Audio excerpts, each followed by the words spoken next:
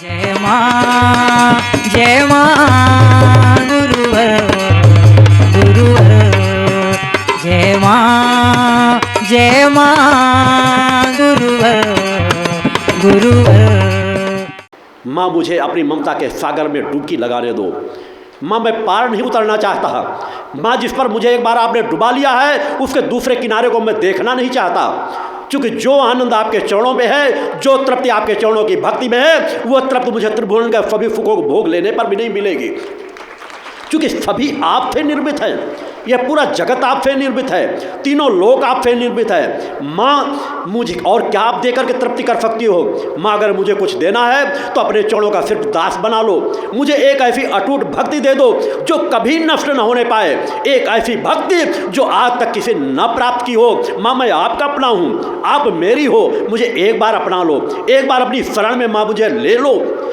माँ मुझे जो क्षण प्राप्त हो रहे हैं ये सब आपकी कृपा से प्राप्त हो रहे हैं। माँ अगर मैं पूजन में बैठने का सौभाग्य प्राप्त कर रहा हूँ तो माँ आपकी कृपा से प्राप्त हो रहे हैं। मुझे माँ वह अनन्य भक्ति दे दो, अपने चरणों का दास बना लो। माँ मैं आपका अंश हूँ, वास्तव में आपका अंश बन जाऊँ जैसा माँ ने आपने मुझे बनाया था।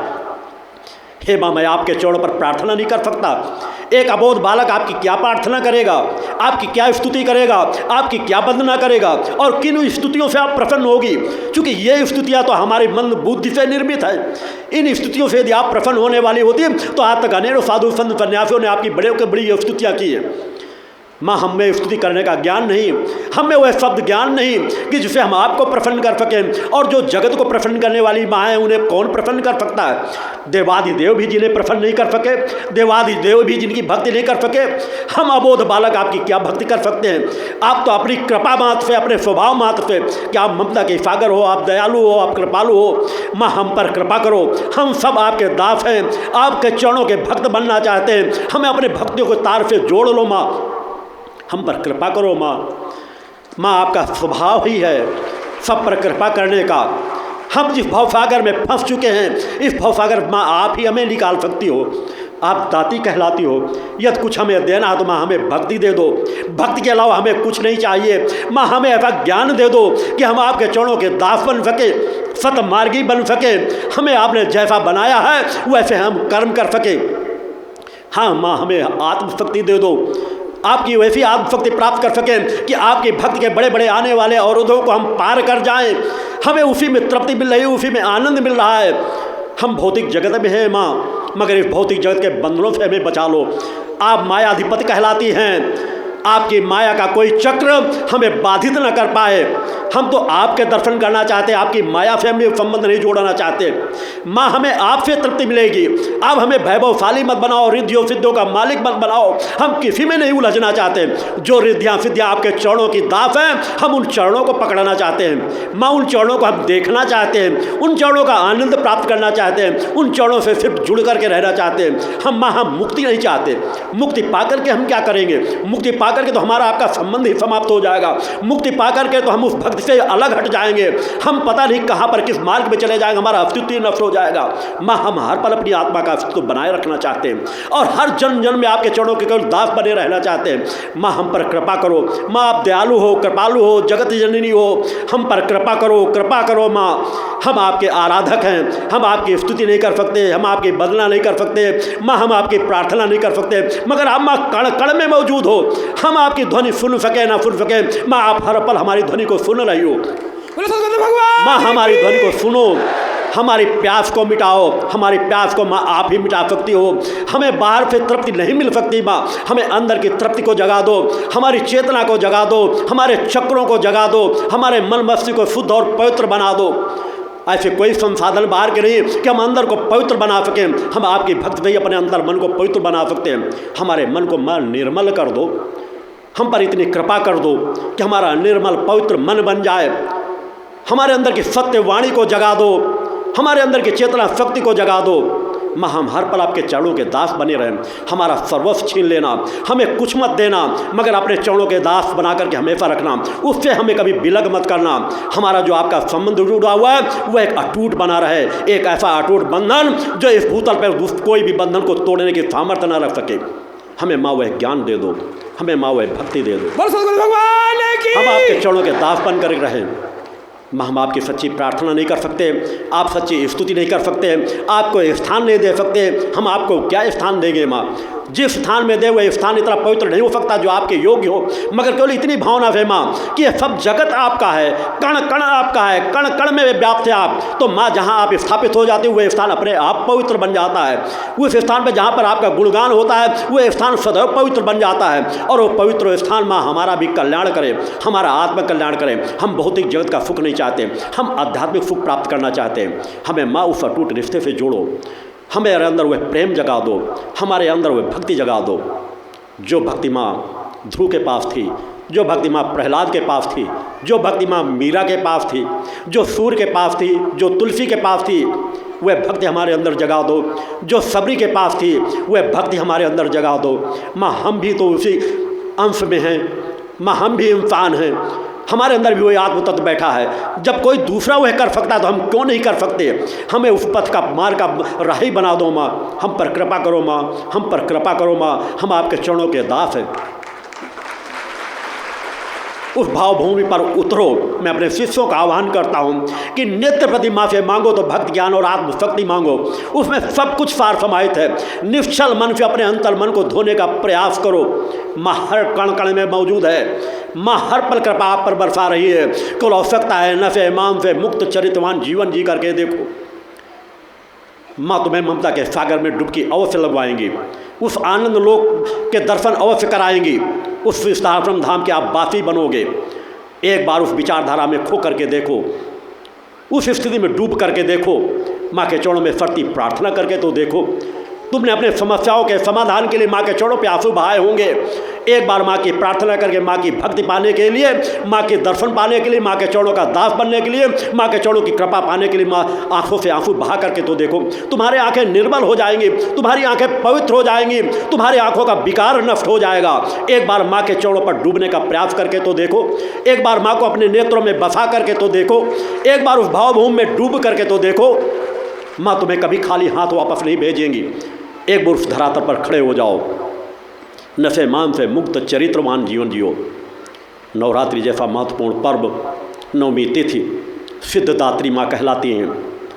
और हमें सिद्धि क्या चाहिए? हमें अपने आप को ही सिद्ध बनाना है, विकारों से मुक्त करना है। आओ हम सब माँ के चरणों में सच्चे मन से प्रार्थना करें कि माँ हमें निर्मल मन मस्तिष्क से बुद्धि दे दो। हमें अगर कुछ प्रदान करना है तो हमारे अंतःकरण को निर्मल और पवित्र बना दो। माँ हम आपके सच्चे भक्त बन सकें। यदि हम सच्चे भक्त बन गए, हमारे अंदर के पौरुष को जगा दो, हम पुरुषार्थी बन सकें, हम संकल्पवान शक्ति साधक बन सकें। अगर उस दिशा में हम बढ़ गए तो हमारा पतन अपने आप रुक जाएगा। उस भावभूमि पर खड़े होकर के देखो, सच्चे मन से माँ को पुकार करके देखो, सच्चे मन से माँ की स्तुति करके देखो, प्रार्थना करके देखो। नित्य प्रति हर पल माँ के चरणों का ध्यान करके देखो। माँ कण कण में मौजूद है, यह सृष्टि उनकी रचना है। हर ऐसा कोई कण नहीं जहाँ माँ की मौजूदगी न हो, माँ की चेतना तरंगे न हो। फिर भी आप कहते हैं हम माँ से दूर हैं। एक बार उस संबंध को जोड़ करके देखो, माँ के चरणों की सच्ची भक्ति करके देखो। भौतिक जगत के संसाधन मत मांगो, जीवन मत मांगो। एक दिन का जीवन रहे, 2 दिन का जीवन रहे, वह 1 दिन का 2 दिन का जीवन हमारे लिए फलीभूत हो जाए। हम सच्चे माँ के भक्त बन सके, वैसे नित्य माँ की भक्ति करो। नवरात्रि पर्व हमें यही सिखाते हैं कि 9 दिन हम कम आहार करके, उपवास करके, नज़दीक वास करके अपने अंतःकरण को शुद्ध बनाएं, निर्मल बनाएं, पवित्र बनाएं। और निर्मल पवित्र बना करके माँ की कृपा के पात्र बने, माँ का ध्यान करें, उनकी स्तुति करें, उनसे और नज़दीकता का संबंध जोड़ें। ये माँ भली भांति जानती है हमें क्या चाहिए, हमें क्या न चाहिए। हम माँ को बताना चाहते हैं कि माँ हमें ये दे दो। अरे वो जगत जननी है, अनंत लोकों की रचना है, सबका पेट भर रही हैं, हमारा भी भरेंगी। वह जानती हैं कब हमें भूखे रहने पर हमारा कल्याण है, कब हमें भोजन करने पर हमारा कल्याण है, किस तरह का दंड भोगने में हमारा कल्याण है। हमें तो सिर्फ एक कामना होनी चाहिए कि हम कुसंस्कारी न बने, हम संस्कारी बने, हम सत्कर्म कर सकें, हमसे कोई दुष्कर्म न हो। हमें तो माँ से यह मांगना है, हर पल माँ की इसी भावना से प्रार्थना करना है। सच्चे मन से माँ की प्रार्थना करो, उस दिशा में अपने आप को बढ़ाने का प्रयास करो। फिर देखो, जो सालों साल की साधना में आपको नहीं मिलता, वह आपको 1 दिन की, 2 दिन की, महीने भर की साधना में तृप्ति मिलेगी। बोलो सतगुरुदेव भगवान की। और अकर्मण बन के नहीं। माँ से अगर भक्ति मांगा है तो भक्ति पथ पर बढ़ो। माँ से अगर आत्मशक्ति मांगा है तो आत्मशक्ति का पुरुषार्थी बनकर जीविकोपार्जन करो, परोपकारी बनकर दूसरों का कल्याण करो। ज्ञान मांगा है तो उस ज्ञान का उपयोग करके अज्ञानता से बचो। ज्ञान का उपयोग करके जो अज्ञानता में फंसी हुई मानवता है उसको निकालो, उसे भी ज्ञान दो, उस पथ पर बढ़ो। माँ से मांगना है तो भक्ति, ज्ञान और आत्मशक्ति मांगो। सब कुछ उसी में सार समाहित है। एक बार उस भावभूमि में अपने आप को उतार दो, एक बार उस पलड़े के धरातल में खड़े कर दो कि बस बहुत पतन हो चुका, अब मैं अपना पतन नहीं होने दूंगा। एक अलग चेतनता आ जाएगी, एक अलग तृप्ति आ जाएगी। अपने सत्कर्मों को करो। भक्ति मानव कल्याण संगठन द्वारा समाज में उसी दिशा की ओर आपको बढ़ाया जा रहा है, चेतनता लेकर के, कि आप चेतनावान बनो, अपने घरों में आराधना भी करो, एक सच्चे भक्त भी बन सको, एक अच्छे समाज सेवक बन सको, माँ के चरणों के दास भी बनो और दूसरे की समस्याओं का समाधान भी करो। धर्म, राष्ट्र और मानवता की सेवा करो। धर्म, राष्ट्र, मानवता की सेवा के लिए आपको त्रिवेणी दी गई है, 3 धाराएं दी गई हैं। समाज सेवा के लिए भक्ति मानव कल्याण संगठन जैसा पथ, भक्ति मानव कल्याण संगठन जैसा संगठन जिससे जुड़ करके आप स्वयं अपना कल्याण कर सकते हैं, मानवता की सेवा कर सकते हैं। यह पंचज्योत शक्ति सिद्धाश्रम धर्म रक्षा के लिए जिस पवित्र स्थल से आप सच्चाई के साथ जुड़ करके, मन वचन कर्म से जुड़ करके, तन मन धन से जुड़ करके स्वयं अपने धर्म की रक्षा कर सकते हो और दूसरे के धर्मों की भी रक्षा कर सकते हो। जब धर्म की रक्षा की बात आती है तो उसमें हिंदू, मुस्लिम, सिख, ईसाई नहीं होता, इंसानियत ही सबसे बड़ा धर्म होता है। जिस तरह हम अपने धर्म की रक्षा करें, उसी तरह दूसरे के धर्मों का भी सम्मान करें। उस दिशा में अपने आप को बढ़ाने का प्रयास करो। राष्ट्र रक्षा के लिए भारतीय शक्ति चेतना पार्टी दी गई है। मेरा जीवन बड़ा खुलासा रहता है। आपको एक पार्टी दी गई है जिस पार्टी में जुड़ करके आप समाज सेवक बनो, राष्ट्र रक्षा के लिए संगठित हो। राजनीतिक पार्टी का तात्पर्य ये नहीं होता केवल चुनाव लड़ने के लिए। समाज के जन जन के बीच जाओ, उनकी समस्याओं का समाधान किस तरह हो सकता है, स्वच्छ छवि राजनीति की नींव डालो, सच्चाई ईमानदारी के साथ आगे बढ़ाओ। आज की राजनीतिक पार्टियां कैसी हैं उनसे हमारा कोई लेना देना नहीं है, क्योंकि आज सब अधिकांश ऐसी कोई पार्टी नहीं है। अगर वास्तव में मैं इस मंच से कहूँ, यदि उनका सही आंकलन कह लिया जाए तो आज हर राजनीतिक पार्टियां राष्ट्रद्रोही हैं। यह शब्द कटु लग सकता है, क्योंकि अगर राजनीतिक पार्टियों के लोग भ्रष्टाचार करते हैं तो क्या राष्ट्रद्रोह नहीं है? अगर राजनीतिक पार्टियां जो सत्ता में पहुंचती हैं वह अपने समाज को नफा बेचती हैं, नफा पिलाती हैं, नफेड़ी बनाती हैं, तो क्या यह राष्ट्रद्रोह नहीं है?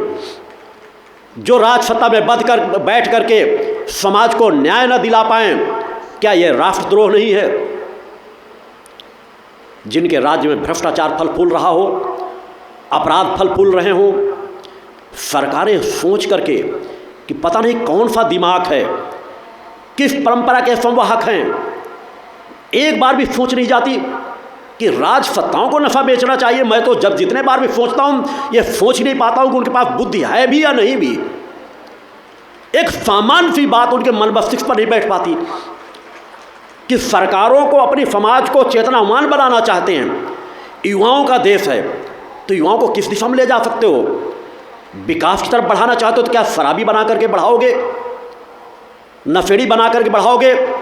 जगह जगह गांजे, शराब, नशे की दुकानें बिक रही हैं, चल रही हैं, और कौन चला रहा है? सरकारें चला रही हैं। क्या ये राष्ट्रद्रोह नहीं है? जिस राष्ट्र के लोगों को नशा कराया जा रहा हो, और दोहरी नीति उसमें, आप नशा बना करके बेचो तो अपराध, जेल की सलाखें, और वो भ्रष्ट बेईमान राजनेता शराब बना के नशे की दुकानें बड़ी बड़ी फैक्ट्रियां लगा के बेचे तो ईमानदार राजनेता, राष्ट्र के रक्षक, समाज सेवक,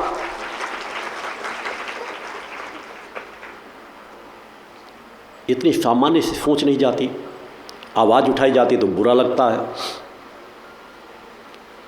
हर धर्म प्रमुख, एक भी ऐसा धर्म प्रमुख नहीं है जो किसी न किसी राजनीतिक पार्टी का गुलाम ना हो, जितनी भ्रष्ट बेईमान राजनीतिक पार्टियां हैं। क्योंकि अगर अधिकांश बेईमान है उसमें से अगर 90% भ्रष्ट और बेईमान हैं, अपराधी हैं, तो उन्हें भ्रष्ट बेईमान की श्रेणी में संज्ञा में दिया जाएगा। 50% से ऊपर कोई चीज़ चली जाती है। हर पार्टी में कुछ अच्छे लोग हैं, मगर जब अधिकांश ऐसे लोग हैं, मगर फिर भी हमारी राजनेता, चाहे हमारे शंकराचार्य हों, चाहे अन्य धर्म प्रमुख को, किसी न किसी पार्टी का प्रचार करते हुए डायरेक्ट इनडायरेक्ट में आपको मिल जाएंगे।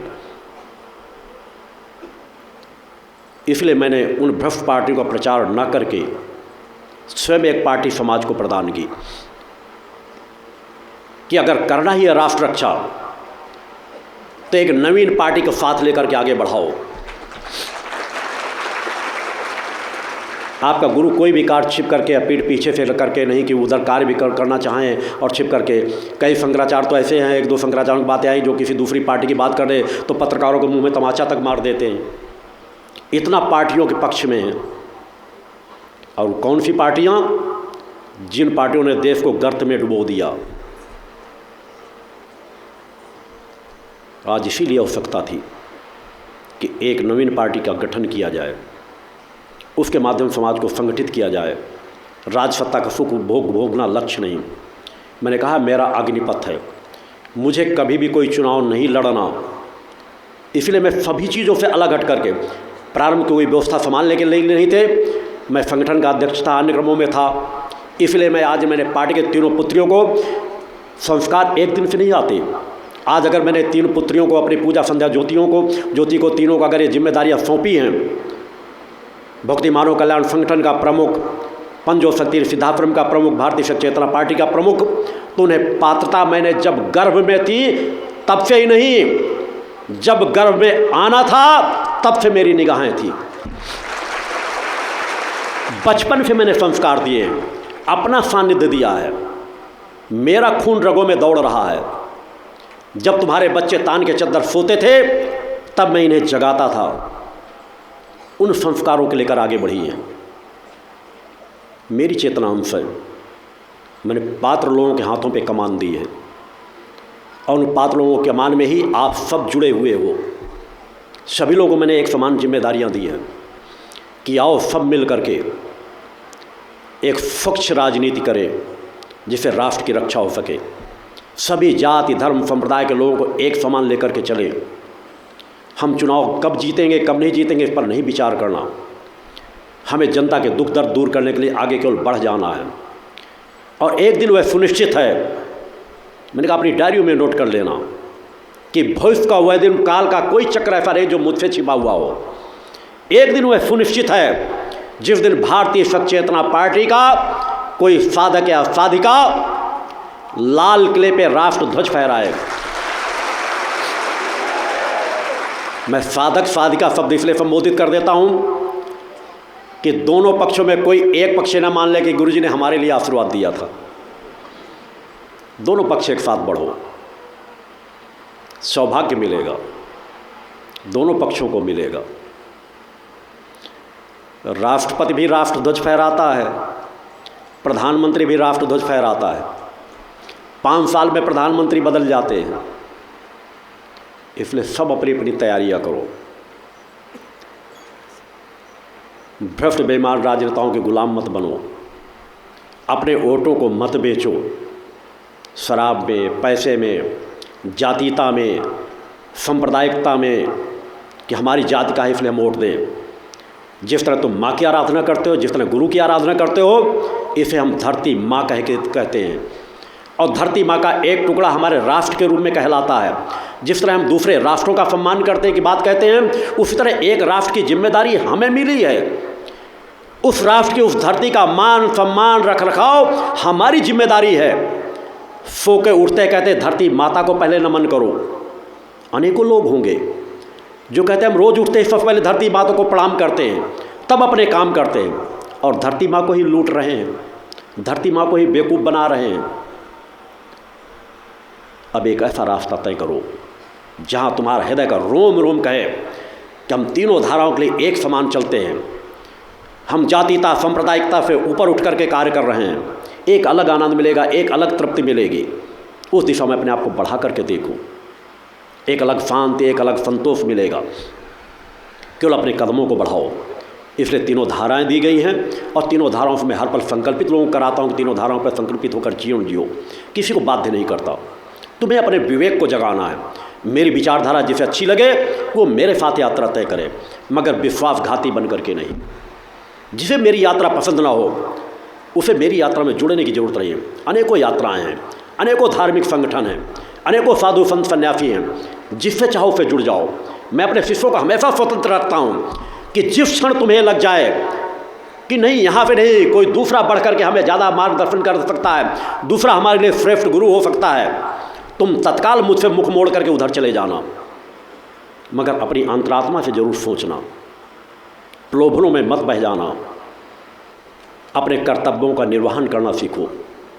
हमारा भक्ति मानव कल्याण संगठन अब अपनी नींव को सशक्त रूप से मजबूत कर चुका है। मैंने जो नींव एक एक दो दो लोगों से आगे बढ़ाई थी, आज वो करोड़ों करोड़ों लोगों तक पहुंच चुकी है। लाखों लाख स्वयंसेवी कार्यकर्ता उस दिशा में कार्य करना प्रारंभ कर चुके हैं। आप नशे मान से मुक्त चरित्रवान स्वयं जीवन जी रहे हैं और लोगों को चरित्रवान बना रहे हैं। मैं अपने संगठन से जुड़े हुए 99% लोगों की गारंटी लेता हूं, जो मुझसे दीक्षा प्राप्त करके जुड़ करके बराबर चलते हैं, कि वो नशे मान से मुक्त चरित्रवान जीवन जीते हैं। एक आध गलती करने वाला कोई हो तो सभी जगह हो सकते हैं। या देवी सर्वभूतेषु शक्ति रूपेण संस्थिता, नमस्तस्यै नमस्तस्यै नमस्तस्यै नमो नमः। पंच ज्योति शक्ति तीर्थ सिद्धाश्रम, मां की कृपा और गुरुदेव की अमृतवाणी का पावन संगम। एक ऐसी पवित्र भूमि जहां मां भगवती की ज्योति हर दिल को रोशन करती है, जहां परमहंस योगीराज श्री शक्तिपुत्र जी महाराज के चरणों में बैठकर हर मन की पुकार सुनी जाती है। पंच ज्योति शक्ति तीर्थ सिद्धाश्रम, जहां हर कदम पर साधना, हर सांस में भक्ति और हर पल में जन कल्याण की सुगंध बिखरती है। आओ इस अलौकिक यात्रा में शामिल हो और देखो कैसे एक आश्रम ने करोड़ों जीवन को बदला। युगवंदनीय धर्म सम्राट, युग चेतना पुरुष सद्गुरुदेव परमहंस योगीराज श्री शक्तिपुत्र जी महाराज के पावन चरणों में कोटि कोटि नमन, वंदन और प्रणाम। उनकी कृपा से एक ऐसी पवित्र स्थली का सृजन हुआ जो तप, योग, ध्यान और साधना का स्वर्णिम केंद्र है। यह है मध्य प्रदेश के शहडोल जिले की ब्योहारी तहसील में बसा पंचज्योति शक्ति तीर्थ सिद्धाश्रम, जिसकी नींव परम पूज्य गुरु वर्श्री ने 23 जनवरी 1997 को रखी। तब से यहाँ मां भगवती की अखंड ज्योति जल रही है और 15 अप्रैल 1997 से श्री दुर्गा चालीसा का अखंड पाठ अनंत काल तक जन जन के कल्याण के लिए गूंज रहा है। हर सुबह और हर शाम जब सूरज की किरणें और चांद की चांदनी सिद्धाश्रम को चूमती हैं, तब परम पूज्य गुरुदेव जी, माता भगवती आदिशक्ति जगत जननी दुर्गा जी सहित सभी देवी देवताओं और सहायक शक्तियों की आरती करते हैं। इस पावन बेला में भक्तों के हृदय मां की भक्ति में डूब जाते हैं। मूल ध्वज साधना मंदिर में भी रोज सुबह शाम होने वाली आरती में भक्तों का समूह उमड़ता है। यहाँ हर मन की पीड़ा मिटती है, हर शरीर को शांति मिलती है और हर आत्मा को सुख, शांति व समृद्धि का आशीर्वाद प्राप्त होता है। परम पूज्य गुरुदेव की कृपा ऐसी कि वे रोज सुबह और शाम भक्तों से निःशुल्क मिलते हैं। मां के भक्त और गुरुदेव के शिष्य अपने मन की बात उनके चरणों में रखते हैं और बदले में समाधान व आशीर्वाद पाते हैं। अब तक 1 करोड़ से ज्यादा भक्त गुरुदेव से मिलकर उनके मार्गदर्शन से जीवन की राह पा चुके हैं। गुरुदेव की वाणी ऐसी कि सुनते ही मन में संकल्प जागता है। उनके आशीर्वाद से करोड़ों लोग नशे और मांसाहार से मुक्त होकर चरित्रवान और चेतनावान जीवन जी रहे हैं।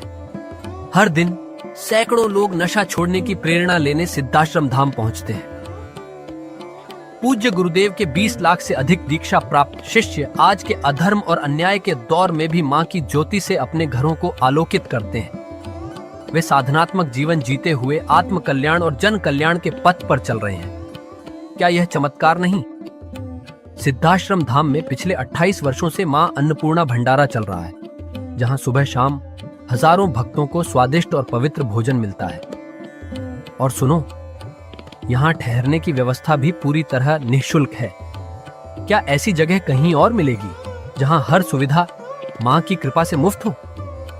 सिद्धाश्रम धाम की पावन सरिता के तट पर बनी त्रिशक्ति गौशाला देखकर भक्तों का मन आनंद से भर जाता है। हर महीने शुक्ल पक्ष की अष्टमी को गौ सेवा समर्पण दिवस मनाया जाता है, जब परम पूज्य गुरुदेव और पूजनीय शक्तिमयी माता जी अपने हाथों से गायों को रोटी खिलाते हैं।